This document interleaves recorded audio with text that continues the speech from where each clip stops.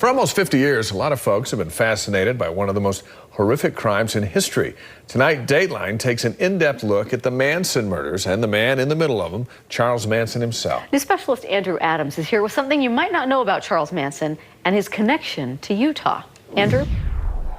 Manson's life was filled with crime from almost the day he was born. At least that's how it played out in the history books. Well, who better than Dateline's Keith Morrison to explore how his early years led to what eventually happened in L.A.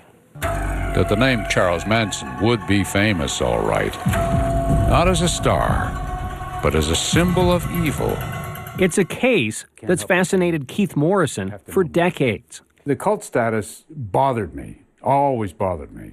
His name is notorious, but there's a good chance many people don't know the whole story behind Charles Manson, even if they think they do.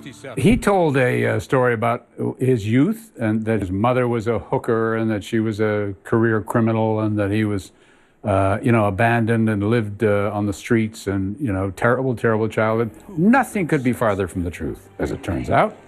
He was raised by a loving family. His grandparents and an aunt. His mother did have some trouble with the law, but it wasn't significant. It was just she made a mistake. He went to church every Sunday. He sang hymns. He read from the Bible. He loved reading from the Bible. He memorized whole Bible passages. But he also had there was some nasty little streak in this kid. And, he would threaten other kids with a knife, and he would always be getting into trouble, even though people treated him well. Definitely a very interesting backstory. We did a little research, too, and were able to find that long before these murders, he had actually spent some time in Utah. Apparently, an issue with a stolen car got him in custody here.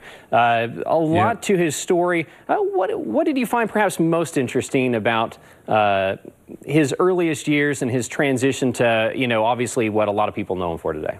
Like anybody's life, you learn from things. And he took negative lessons from everything that happened to him when he was in prison.